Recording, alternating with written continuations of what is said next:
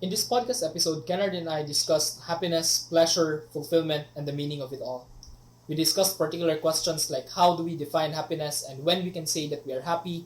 Is there a difference between happiness and fulfillment, or is one the precursor of the other? We also discussed about our thoughts on delayed gratification, and is the primary reason why delayed gratification is important is because delay, or is it because of another aspect? Next is that we discussed about the difference of pleasure and happiness and where we would put it in the grand scheme of things. Then we discussed about suffering and does reducing suffering equate to an increase in happiness? And lastly, what is the meaning of it all and why does it matter to be happy? Now, you may listen to the podcast episode in a few moments.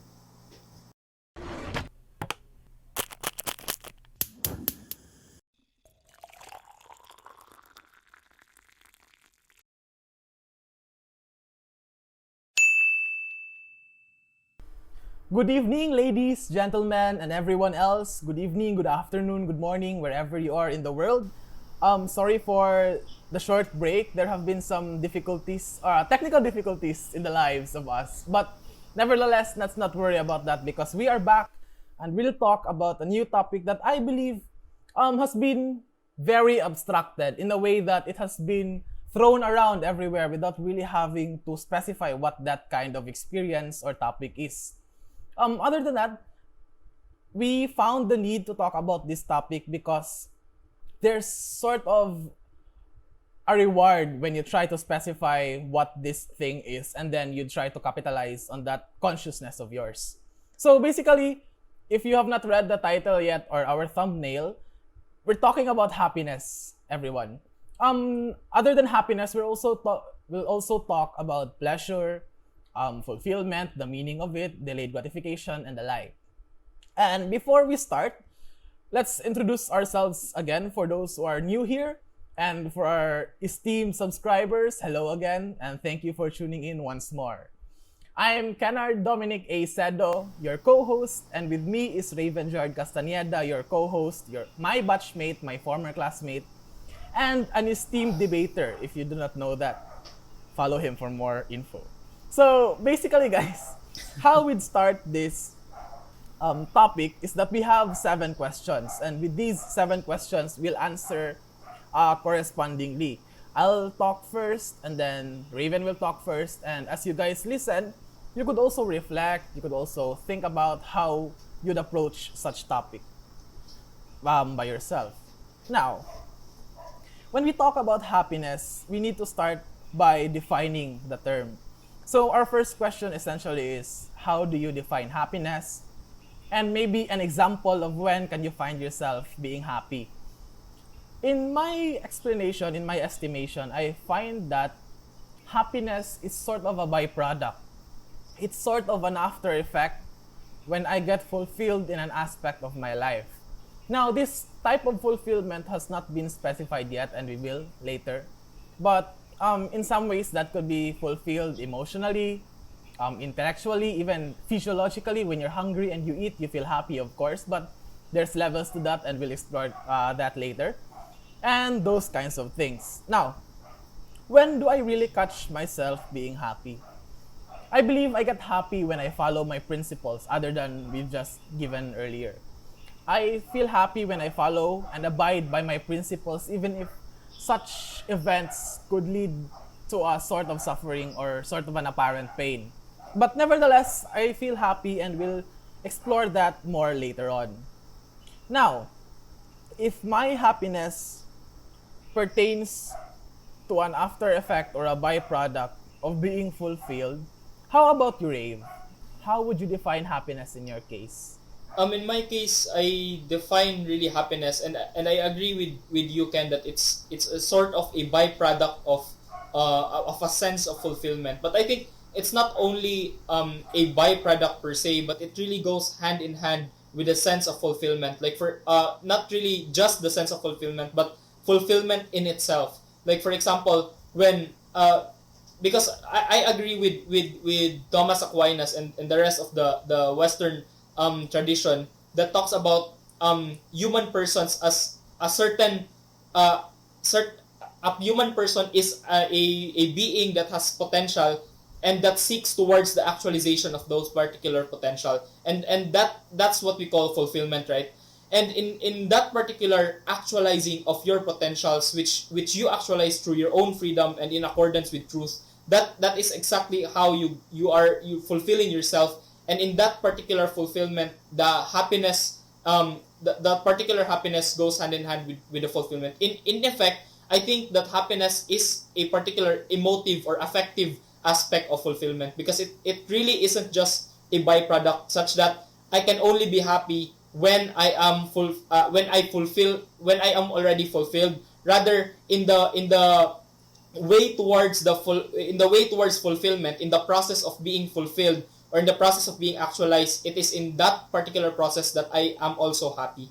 So we can talk about, for instance, the reason why people who can exercise their freedom, and people who can exercise their freedom in also in accordance with truth, are happier than those people who are locked up, for example, and do not have the capacity to exert or to exercise their freedom. So I think that in the exercise of freedom, and also in the exercise of freedom in relation to truth and to what is an objective good for the person, for example, that is where we get happiness. So So yeah, so truth here, Rave, is the objective good, sort of like that. um Am I getting you right?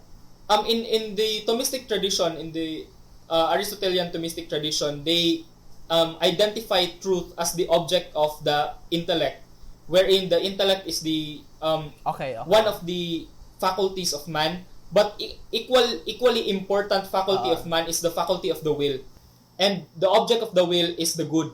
So if the mind, for example, really searches for truth and relentlessly searches for the truth, the will, on the other hand, relentlessly desires the good. And in that particular desire, and if you feed that desire, for instance, and you allow yourself to move towards that particular good that you are seeking, which we all know is the greatest desire of man is really happiness. And if you allow yourself to move towards that particular happiness, that particular greatest good, then that's where you become happy in the end.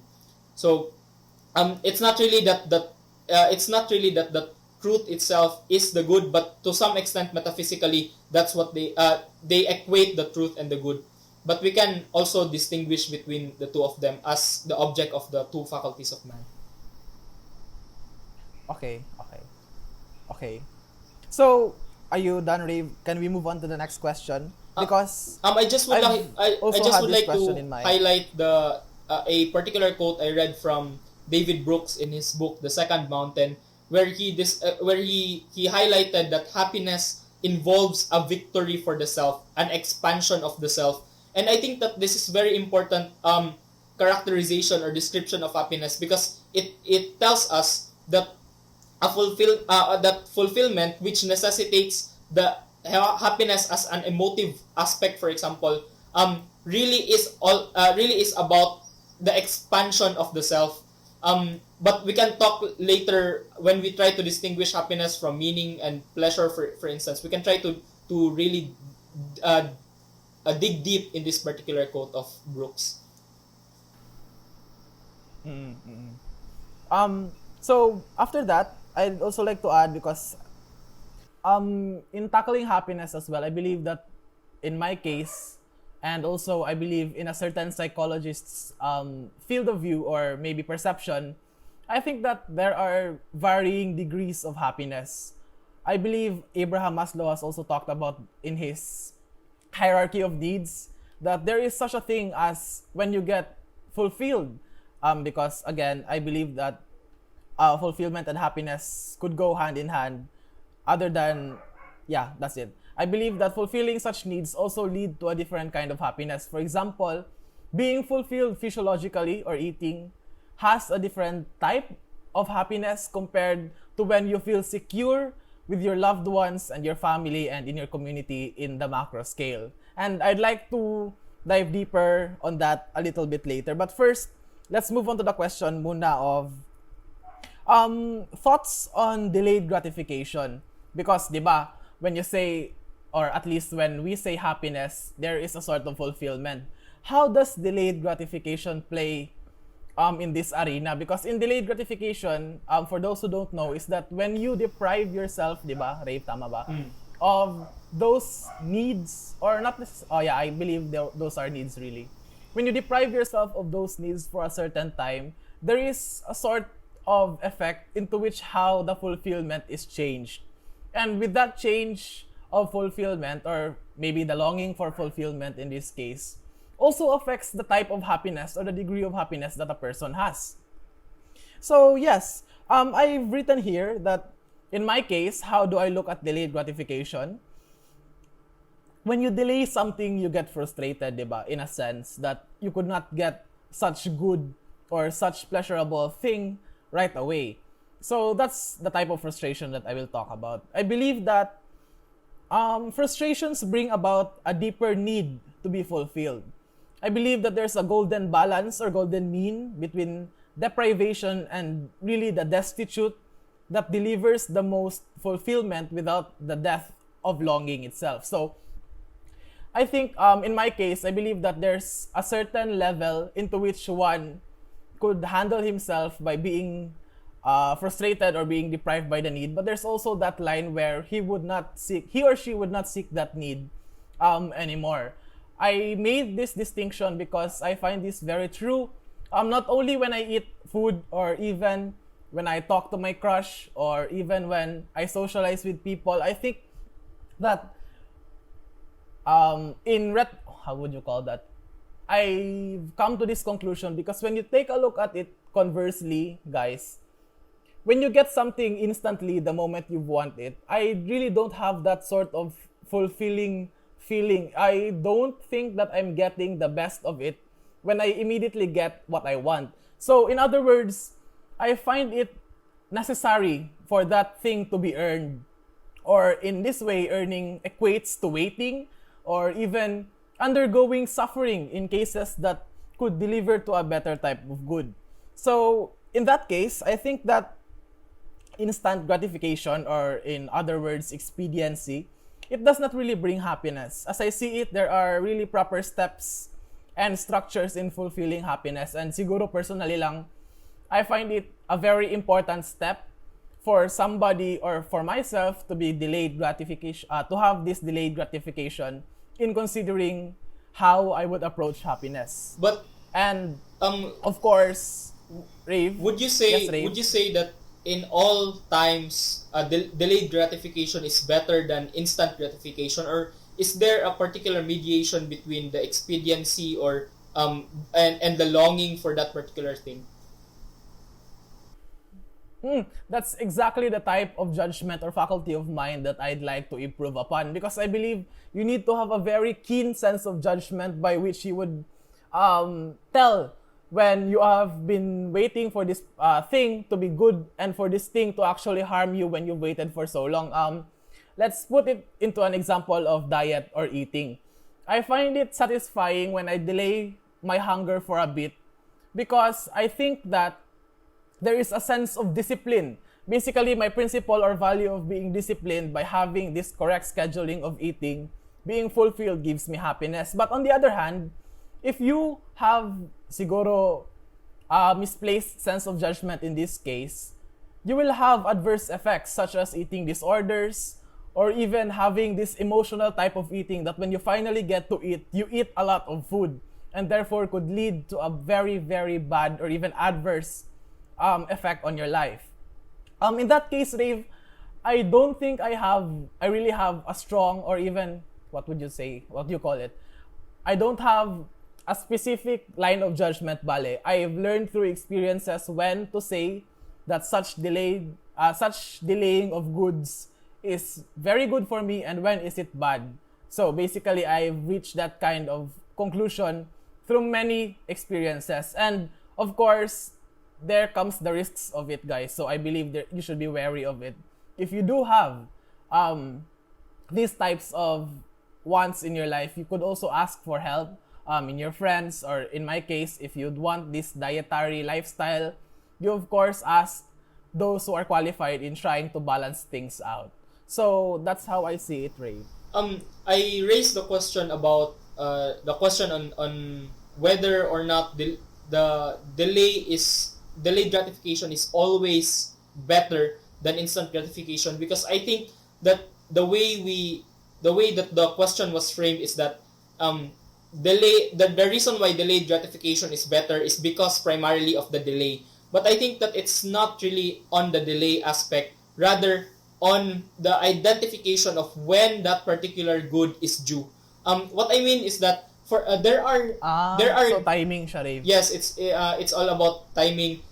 Because there are certain goods that are necessary to be instantly given as a precursor towards happiness. For instance, I just read a book earlier. It's The Narrow Corridor: States, Societies, and the Fate of Liberty. I'm not sure who the author were. I'm sure there were two of them. Um, they talk about the current situation right now in nations where there are no liberty for people. So I think that when we talk about delayed gratification and delaying the experience or the acquisition of certain goods, it's not always absolute that delaying the goods is better, because for instance, freedom as a precursor, or as a precursor for happiness, for instance, or even truth as a precursor of happiness as well. We need those instantly. So we need to gratify, for instance, the longing of our intellect towards the truth, or even the longing for our will to achieve a particular good, but it necessitates freedom.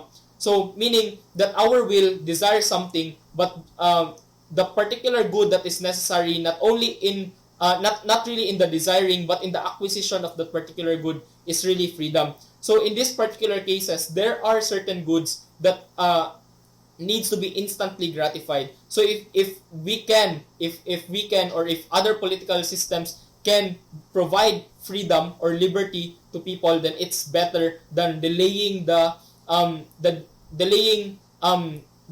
acquisition, or delaying people from acquiring their particular liberty. So I think that it's not really in the delay of the gratification, or the delay of the good that makes delayed gratification better. Rather, it is about the timing. It is about knowing when that particular good is due. So I think that's a very important discussion on that. Uh, that's that's also a very interesting angle, because as I see it, Abraham Maslow did not really tackle that kind of maybe he did. I think it's on the physiological and basic safety needs.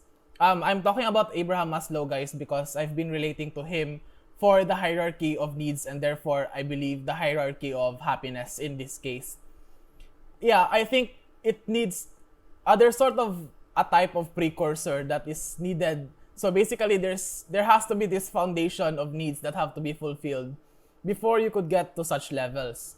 I believe that the physiological, which is food, shelter, clothing, and the like, and then the safety needs by which you would have a very secure society, or you would be free from danger, or even in natural disasters. I believe that these kinds of things, in the lens of delayed gratification, should be given right away. It's sort of, how would you call it, a basic human need or a right. And I guess that's a very important point to make when you're trying to tackle the idea of delayed gratification. Kasi in the higher levels of needs for Maslow, I believe is where the higher or the right timing of gratification really matters more. In love, in finding a partner, in your self-esteem, or even in self-actualization. So, yes, I believe you need to make that distinction, because I believe that also has a relation to our next question, because I've asked here, Rave, how is pleasure, because I believe that pleasure has been thrown around hand in hand with happiness. How is pleasure different from happiness, and where would you put that notion in the grand scheme of things? I've written here, pleasure is fulfillment without necessarily happiness, but upon hearing this conversation and reflecting myself as well, I don't think that's the case, because I really do get happy, in a sense that I get fulfilled and then I feel happy when I eat, which is sort of one of the basic needs of man. But yeah, when I eat, when I feel safe, I feel pleasure. when I have my basic needs fulfilled. So the question then would be, how do I myself distinguish pleasure from happiness? Um, So, I think that in Wojtyła, Karol Wojtyła's book, The Acting Person, there is a short section there that discusses about happiness and pleasure and self transcendence. So he tried to analyze the relationship of happiness to fulfillment and also to pleasure. He tries to identify whether or not pleasure is identifiable with happiness, or if it's not identifiable, then why is it not identifiable, and where do we draw the line? So I think that under Wojtyła's work, he tried to distinguish pleasure from happiness in the way that pleasure is viewed as the simply natural, related to what may be viewed as a simply natural structure of the individual. So it is based on what Wojtyła would call something happens in man. So this something happens in man is really in the tradition, in Thomistic tradition, we would call it acts of man rather than man acts or human act, because it is not really done in freedom. It's not really a willed action, for instance. So we could say that pleasure derives from the natural structure of the individual. For instance, natural structure, because man when viewed in a natural lens, for instance, is just any other animal, right? So any other animal doesn't have free will. And for instance, dogs would have intercourse in the streets or whenever they have heat, wherever they are, because that's simply the natural structure of dogs. And the natural structure of man is not so much different in terms that there are desires, there are impulses that the individual, the human individual, yes, the instinctive needs of man. So that particular pleasure is based on that natural structure.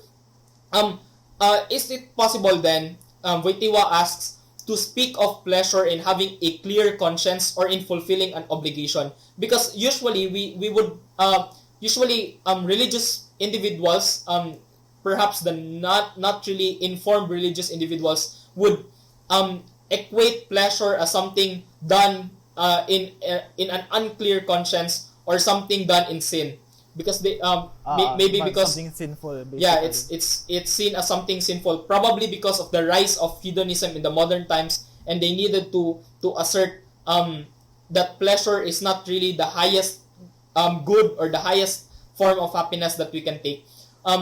Nevertheless, Wojtyła would say that it is possible that we can speak of pleasure in having a clear conscience or in fulfilling a particular obligation. However, in this particular case, he would say that we rather speak of joy or satisfaction.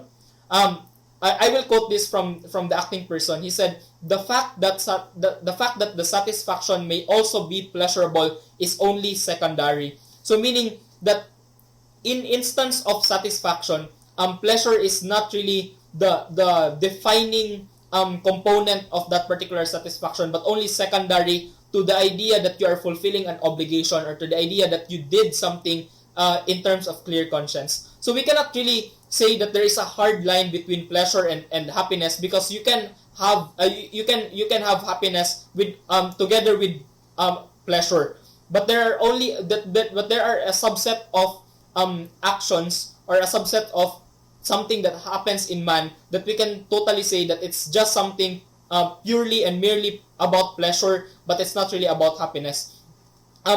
So note however that clarification lang, Ray. Okay. Okay. Continue please. Basig matubag. Maybe it will just be answered. Okay.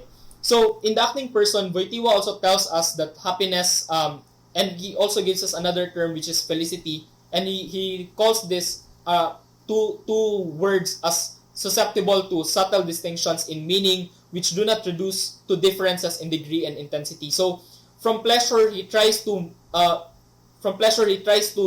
distinguish between pleasure and happiness, but also happiness and felicity, which he really identifies with fulfillment. For him, felicity fits better in his analysis of the person because of two reasons. First is because of his loyalty to a certain philosophical tradition, but secondly, because of the general line of analysis. Like for instance, he's talking about self-determination and how that particular self-determination actually fulfills the person when the self acts in freedom and in truth. However, he did not really give us a qualitative distinction on the differences of happiness and felicity. So I am going to assume that the difference is a qualitative difference, nevertheless. But we can also say that felicity and happiness, because there is not really also a huge difference. We can use the terms interchangeably as well. However, we need to take in mind that there is a qualitative difference. Maybe we can discuss it later in this particular video.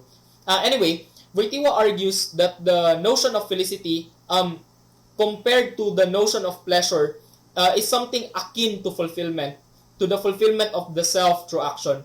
The best description that he offered is this, and I quote, "To fulfill oneself is the same thing as to realize the good, whereby man as the person becomes and is good himself."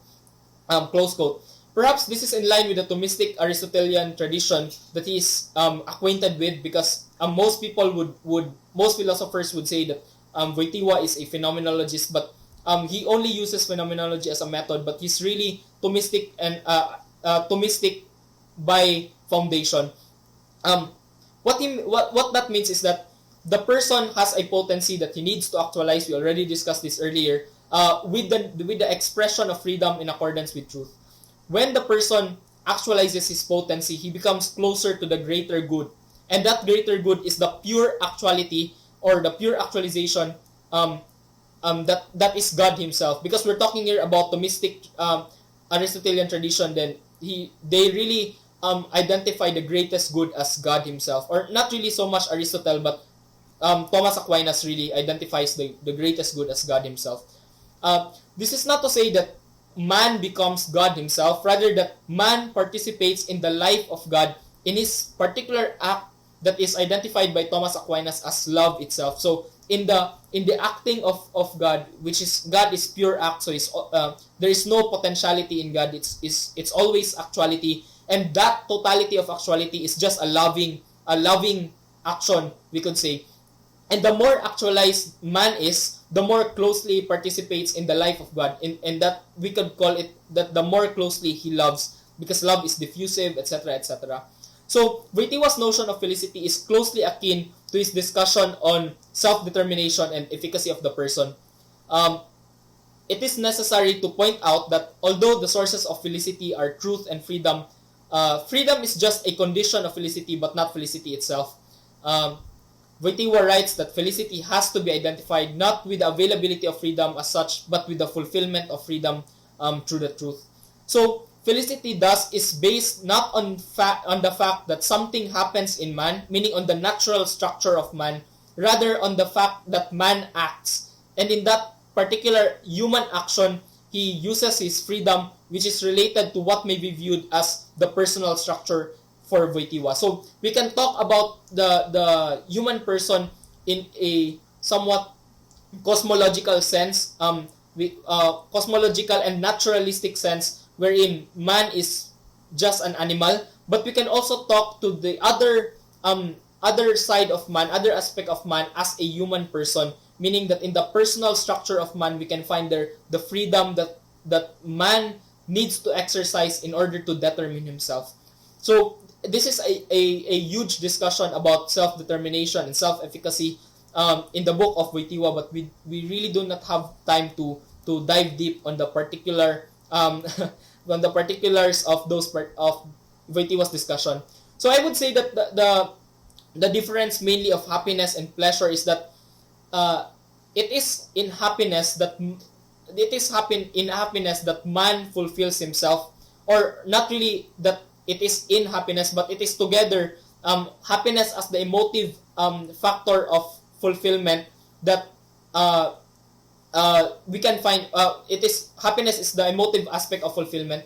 The difference is that in pleasure, although we can find happiness and some fulfillment in pleasure, it is not in pleasure, and it is not together primarily with pleasure that man fulfills himself. In fact, Thomas Aquinas would identify the greatest good as he terms beatitudo, meaning happiness, but he also tries to analyze what are the other aspects, what are the other answers of the Western philosophy about what constitutes the greatest form of happiness, or happiness in its unconditional and eternal sense, we could say.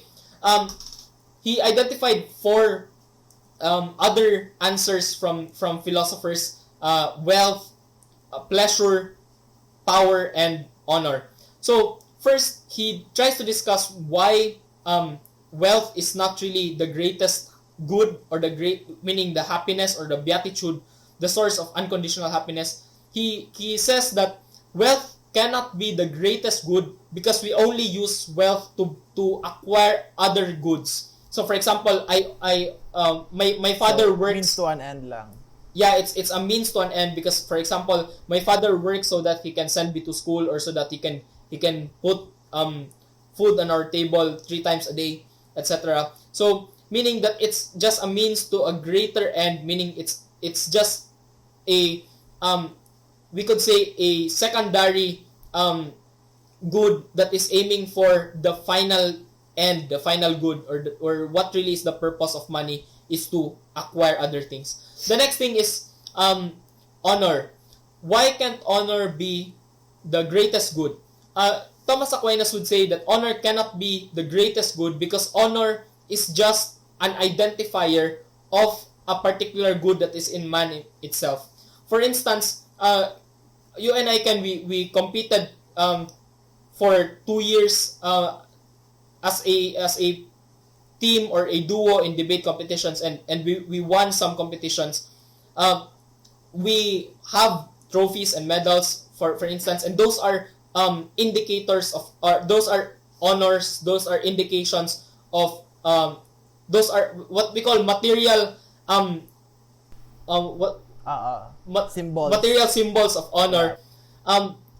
So but however, honor, that the idea that we were champion in this particular tournament, we got best speaker, is not really the greatest good, because it is only a symbol, or it's only an identifier of a greater good that is in man himself, that is in each of us. So Thomas Aquinas would not consider honor as the greatest good. Yes.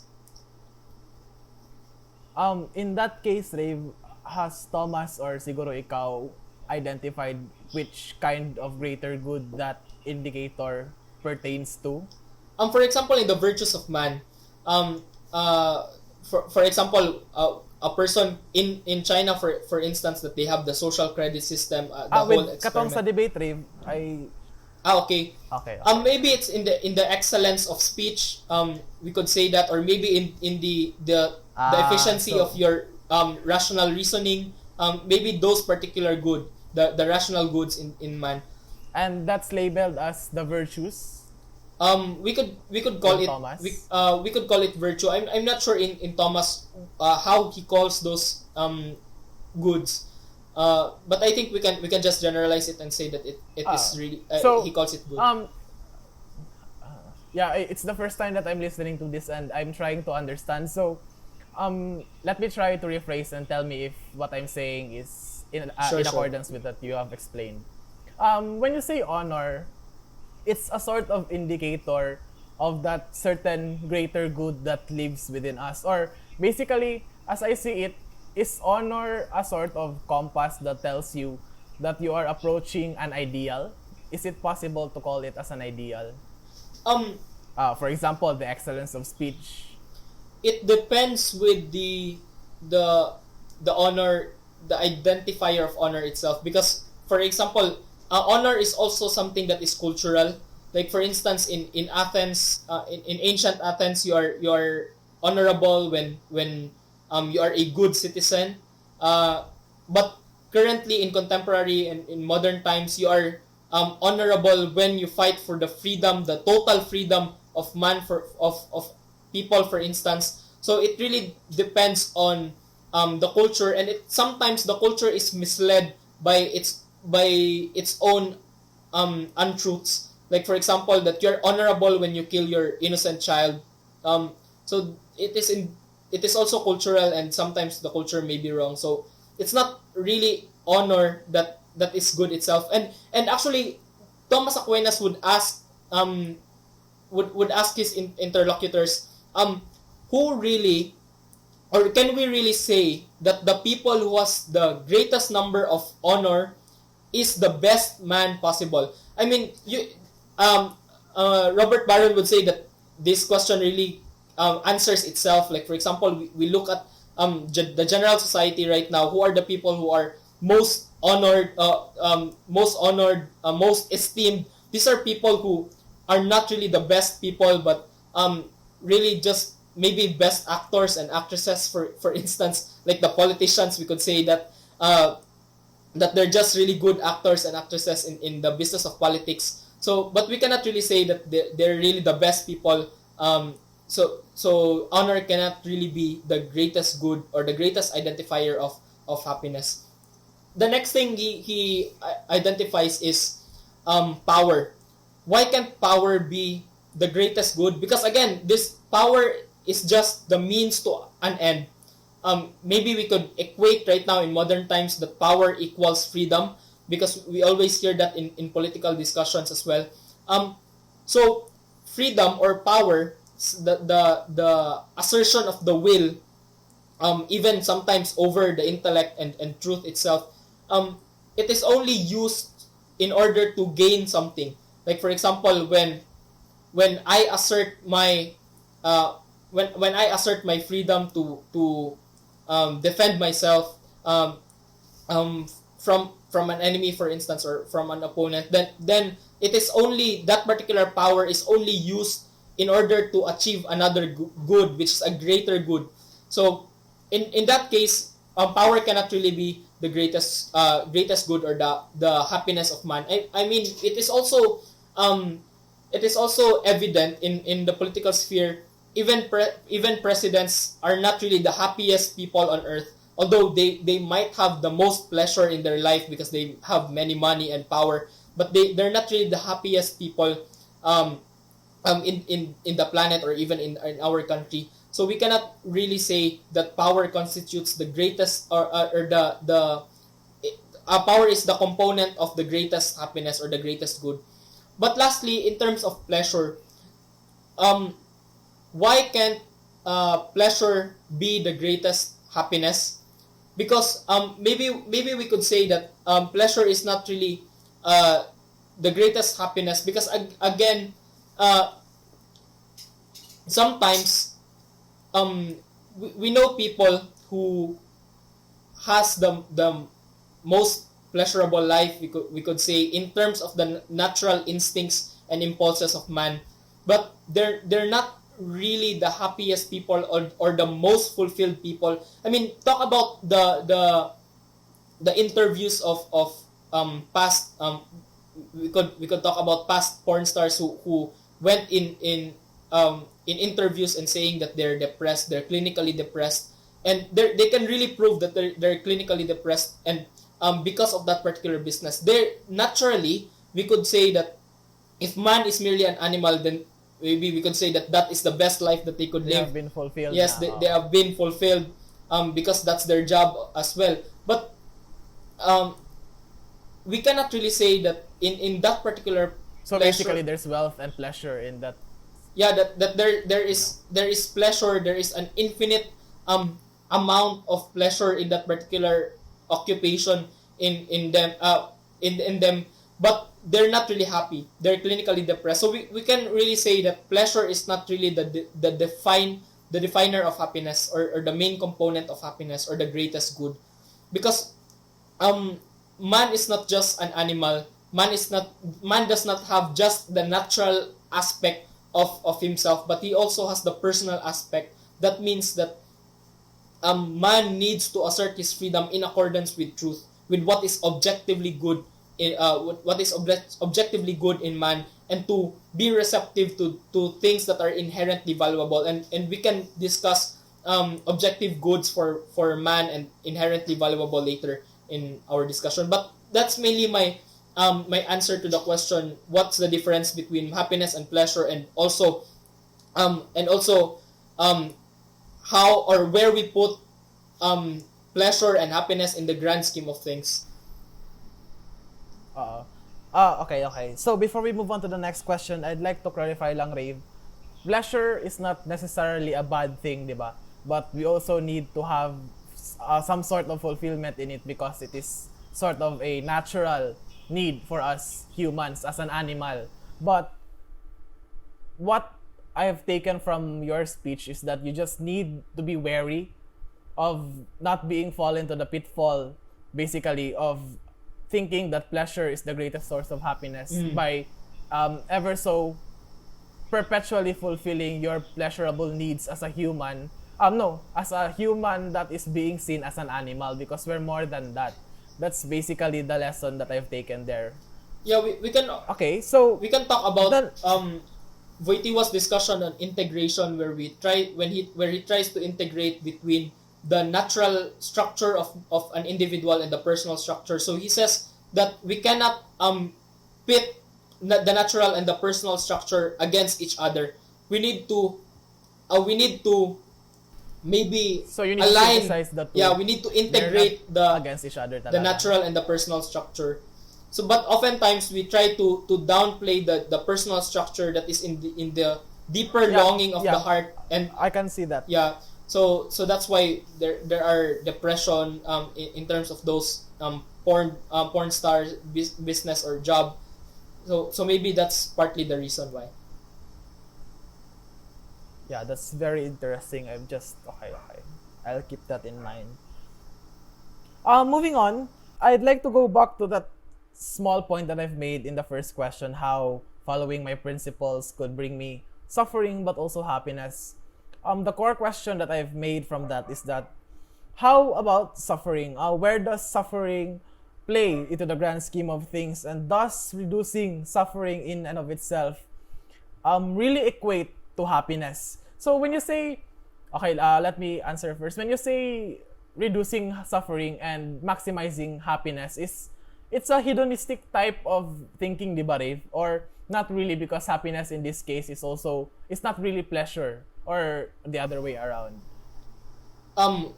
But other than that, yeah. What's the question again?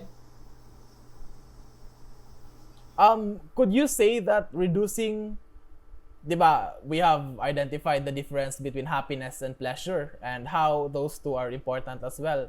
When you say in hedonistic principles, there is a notion of maximizing pleasure while minimizing pain. Is that applicable to this question, or is it an entirely different thing na? Kasi, is it possible to synthesize or maybe to unite the notion of minimizing suffering but also maximizing happiness in such a way that such happiness is such definition of happiness that we are trying to maximize in this case is that the one that we have described earlier, into which that man has been integrated through his personhood and through his naturalistic sense. I think that is it understandable ba? Yeah, I think that hedonism is one of the drivers of that greatest good equals pleasure argument that Thomas Aquinas was writing against. So, but we could say that if reducing suffering and increasing happiness does not really mean that the greatest happiness is pleasure, then it's not really a hedonistic philosophy or a hedonistic way of living, because the main marker of hedonism is that you identify the greatest good or the greatest possible source of happiness as pleasure. Like for example, when we say that the greatest source of happiness, we mean the enduring and the unconditional happiness. But we know that pleasure is conditional, and pleasure is just a momentary instance. It's not really lasting for a lifetime, or maybe, or it's just a few seconds, for example, or just a momentary instantaneous pleasure or attacks of pleasure, we could say. But in terms of minimizing suffering, I would not really necessarily identify it with hedonism, because um, reducing suffering doesn't really reducing suffering is a necessary thing as well.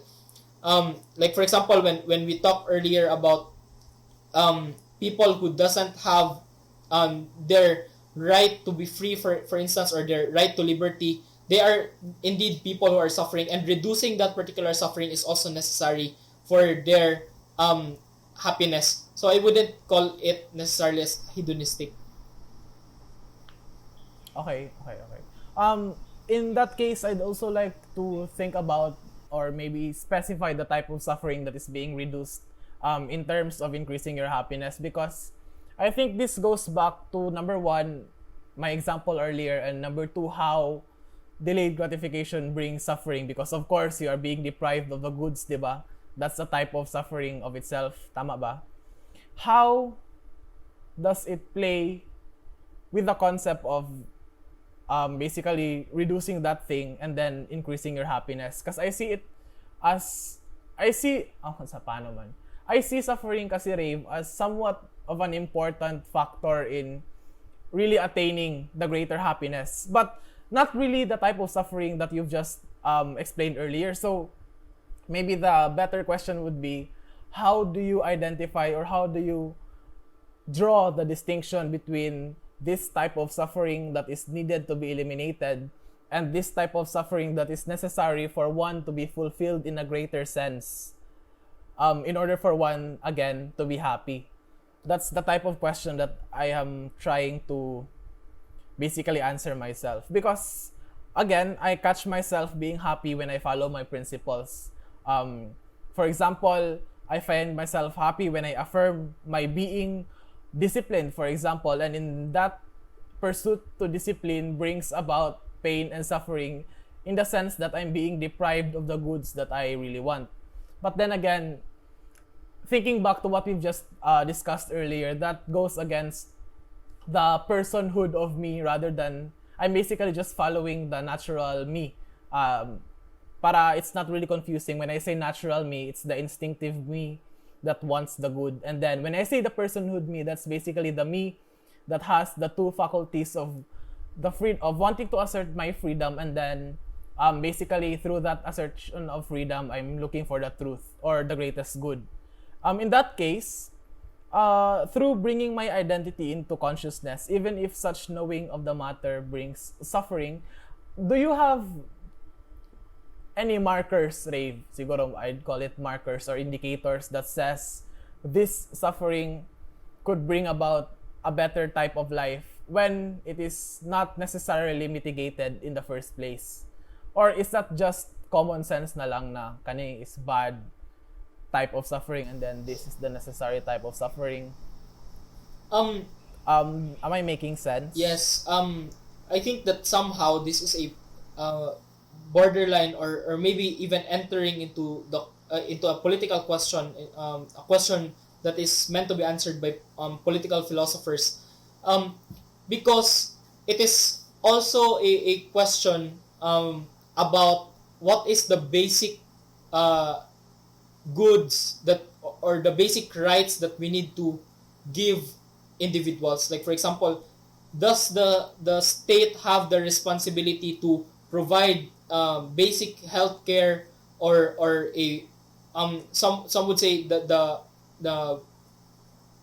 basic income level, or a universal what would you call it, basic income. I'm not sure how they term it. So this is somehow a political question. What is really what should be the baseline of man in order to fulfill himself? But I think that to a certain sense, the baseline really, I'm just trying to identify based on the writings of Wojtyła in the acting person mainly. Maybe the basic part is freedom and truth, meaning that if you allow, or if you give a person the right to liberty, or his rights towards freedom, to exercise his freedom at that, and if you allow the person and help the person to to encounter the truth, or to develop the intellectual capacity to encounter the truth. Maybe that is the baseline in terms of the personal structure of man, but we know that man also have other needs, like the basic needs of food, shelter, etc. So there are basic goods that are essential for the natural structure of man. Those are the food, shelter, water aspect. But there are also about the personal structure of man, like for example, liberty and education, that are important for the flourishing. We could say the flourishing of man. Uh, in terms of the question on necessary struggle, on necessary suffering, maybe we could term it as a necessary struggle. And the other one, the suffering that we need to eradicate. I'm not sure. I think Jordan Peterson also has something to say about this issue. I think that Jordan would say that the most commonsensical answer to this question is that malevolent suffering is the suffering that needs to be eradicated. That is the suffering that is imposed by other people, such that they prevent these human persons to exercise their freedom and to identify the truth, for example. But maybe there are other answers to this, and I'm not really sure where we can have a clear cut line, Draw the line. yeah, between the necessary struggle and the suffering that needs to be eradicated. But maybe we could Okay. discuss that in future. Okay. Okay, I'm writing it down. Okay, before we move on to our last question, I believe you only have one. Do you have anything else to add, Ray? Basically, the last question is, what really is the meaning of happiness, and why does it matter to be happy? Or why is happiness important in our lives? Um, Should we move to that topic now? yeah, Or do you yeah, have maybe, something else? yeah. We can move to that topic. Okay. I'd like to talk about it first muna. Kasi it's very short in my case. Uh, in my definitions kasi, I don't think that I necessarily aim to be happy or happiness or to aim at happiness itself, because I think it's sort of a near impossible cause. Even if I have identified, or Raven and I through this talk have specified indicators of happiness, it's not necessarily that I could aim at happiness itself. Rather, I find it easier to be altruistic in a sense and actually find happiness in doing so, rather than aiming for an abstract self. So, in this case of altruism, there comes the points of being good to myself physiologically, being helpful to society, and even having a greater cause that I could sacrifice myself upon. Therefore, improving the lifestyle of other people other than myself, because there's really a type of happiness that I find in helping people. And rather than wanting to help people because it makes me happy, or I help people because I want to be happy, it's because how should I say this? I rather want to help people for the sake of making their lives better, rather than helping people so that I myself could be better or feel better in this case. So it just goes back to the point kanina, Rave, na doing something good as a means to another end is not really the greatest form of happiness, diba? So I think that needs to be pointed out as well. Secondly, I find happiness as a necessary subject to be tackled so that it won't remain too abstract, or kanang it's just thrown about everywhere without really having been specified. I think it's actually the abstraction of the topic that degrades our chances of understanding, and therefore knowing how to approach and attain happiness in our lives. So there needs to be a discussion on happiness and a type of specification that makes happiness not only an abstract ideal in our mind, but also maybe an attainable goal that we could try to move further upon in order for us to be actually happy. And through these discussions, we may identify such goals as I have found mine through Raven and I's discussion this evening in our sense. How about you, Rave? What do you think of happiness as a whole, and what is the meaning of happiness? Um, the question was, why does it matter to be happy? I can't really answer that particular question because um, it's just the natural personal desire of an individual that the person really wants to be happy, and it's not we should not um just say that everything that man does, every good thing that man does, is simply for the reason that he is selfish because he wants to be happy in himself. Um, because I think that happiness, and this is where I would try to make a qualitative difference between happiness and joy per se. Although this is not really a huge difference because in David Brooks he says in the second mountain, happiness involves a victory for the self, an expansion of self. Joy tends to involve some transcendence of self. So in terms of happiness, it is really about doing or it is really about happiness that is drawn inwards. But comparatively, joy is that which is drawn that which is directed outwards. So we could say that it is in joy that we can participate, for example, in the lives of other people, or to be in communion with other people. And the way I describe joy is that it is radiant, diffusive, receptive, exposing, and immanent in the person itself. But even if it's immanent in the person itself, it is diffusive outward and towards other people around you. So I always give a story of my experience, and our other colleagues and former classmates can in orphanages and home for the aged, when I try to really give a personal account on, or an account on my lived experience of joy, because it is in those particular scenario that I experience that it's not only myself, it's not only expanding myself, but it's about going outside, meaning it's not just about the self possession and the self determination of my own self,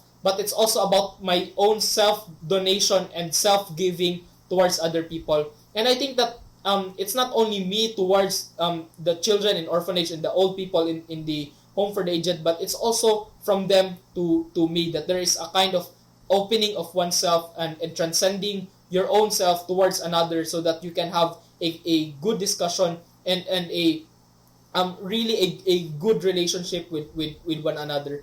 But I think that the last thing that I want to say about happiness or joy is that is this a state, as meaning is it static, or is it a progress? Is it a road, for example? I would say that it cannot be an either. Yes, Rave, kasi Yeah. I was searching for happiness as well, and in the Stanford Encyclopedia of Philosophy, it's basically divided into two. Is it a state of mind, or is it a life that goes well for the person leading it? So this is the one, right, that you're talking about. To assert probably, but more than that, is it really a state, meaning that is it a state of being that I am now happy, and the next level of happiness will, is it a ladder form, or is it linear upwards? But I would say that it cannot be an merely an either or scenario, because I would say that joy is I would define joy or happiness as a state of being in progress towards the actualization of the human person's freedom in relation to truth. However, as limited a human is, at a certain point, man must abandon the pursuit and allow himself to be swept by joy that paradoxically arrives when man surrenders after a long, difficult road towards it. After all, grace is found where you least expect it to be. The pilgrimage to joy does not know any destination other than the crossroads where joy meets the striving man who surrenders himself to be swept by it. So, what I mean is that maybe there is a pursuit of happiness that is necessary, but there is always a certain point where where we cannot assert ourselves to be happy anymore.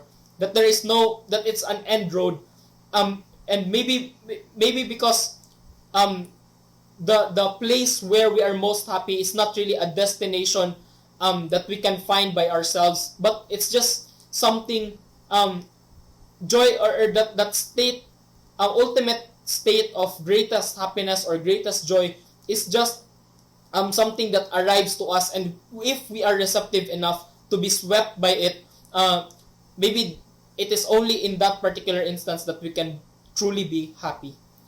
So that's my idea of it.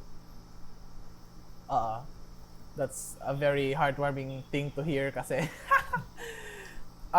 what I've taken from that is that you could also be happy in the pursuit of happiness while you're doing it. So it's not really that it's just a destination that you could come. I believe it's a very, what would you call, a very consoling type of idea that one could be happy in such circumstances. So, as a conclusion, I just like to refresh everyone what we have talked about and maybe a lesson that we could take from this discussion, because I really had a lot of learnings hearing Raven talk. But before that, we defined happiness. In my case, it's a byproduct of a fulfillment, and then Raven expands it by saying that happiness also goes hand in hand in the sense or in the search for fulfillment through, of course, the assertion of freedom, and then through that assertion of freedom you also look, or you are naturally guided to follow the greatest good, or in this case the truth. Secondly, we also talked about delayed gratification. What are your experiences of it, and what are the importance of it? I've talked about delayed gratification in the sense of relationships or in my diets, or in a way that I could delay some goods so that the deprivation of such things could lead to a deeper need of fulfillment. But then Raven also gave us a sort of extension or a forewarning even that such delaying of gratification should be specified to what kind of goods that is being delayed, because there are really types of goods such as basic needs that have to be gratified right away, or maybe even given in order for one to even start in the pursuit of happiness in and of itself. So there's that. And then we've talked about the difference of pleasure and happiness. Mine is very shallow lang. Basically, pleasure is the fulfillment. Without that type of happiness that you get, it's just sort of expedience, or maybe even the instant gratification that I have been trying to avoid beforehand in the previous discussion. But then, Raven also gave us the clear distinction of pleasure and happiness. And from my learnings, from my insights, I've taken it as that there are two aspects of man, into which one is a man that is being viewed as an animal, or in this case, very instinctive, into which when we fulfill such instinctive needs, we get pleasure. So there's your answer, how pleasure is different, how pleasure is. And then you also have that man who is a person who is capable of asserting his or her will and freedom, and who is also having this opportunity to hone and even improve his faculty by which he searches for the truth or the greatest good. And therefore, the type of personhood or the type of happiness that you would get in following this personhood, as well as integrating and synthesizing the natural needs of man, is where you'd find the greatest happiness of all. And then we've also talked about suffering, how, again, this goes back to the delayed gratification, how we need to do, there is a need to reduce or mitigate suffering beforehand for people to have the opportunity to even find themselves to be happy. We've also had opportunities or even ideas for future podcasts in this question, referring to where you draw the line, and even it branching off to a political philosophical type of discussion. we'll keep in that in mind. And then lastly, we've also talked about the meaning of happiness and the type of happiness that one should actually try to achieve and follow. So those are the lessons that I've taken. Looking back lang, I guess the greatest sort of notion that I've taken from Raven in this case is that there are, let's go back to the delayed gratification, because this is really where I found myself having troubles in identifying. Kasi nga, previously, I've been trying to find the greatest source of happiness by depriving myself of the goods. And Raven, or in extension, I believe it's Carol Wojtyła's notion of the integration of the natural human, or let's say the natural person or the instinctive person, and its personhood counterpart, and how these two work hand in hand in order for one to be really happy. And that's it for me, Ray. Do you have any last questions or messages, maybe? Maybe just an emphasis that there is also what I identified a while ago as happiness or joy. There is also a distinction about that we didn't really tackle much in this podcast episode. But I think that we can also make a future video, not really just about describing or distinguishing pleasure from happiness, but in terms of happiness and the greatest form of happiness, which I would say joy, because it has more of a radiant and more of a communal aspect as well. So I think that it's also a very good podcast topic. Okay. So that's basically it, guys. We're capping it off here. We're about 1 hour and 6 minutes and 5 seconds. And with that, guys, we are very thankful for you, for our listeners, our viewers, for having ridden or having this ride along with us with the topic. And if you have liked the discussions, we also have other episodes. I believe we have the discussion on suffering. And then we also had that introductory episode of us really introducing and fleshing out who me, Kennard, and who Raven really is. And with that, guys, if you've really enjoyed, you could like this video, you could share it to your friends, and you could even subscribe in order for you to be caught wind on the following podcasts that we will have. We'll also have, I believe, other topics, and then maybe we could have guests in future episodes, by which those guests are very specialized in their fields, and all of those we wish to happen in the future. And with that, guys, this is the Coffee Shop Intellectuals. I am Kennard Dominic Acedo, your co-host, and with me is Raven Jard Castaneda, your co-host, my batchmate, my former classmate, and as well as an esteemed debater. We're signing off. Goodbye!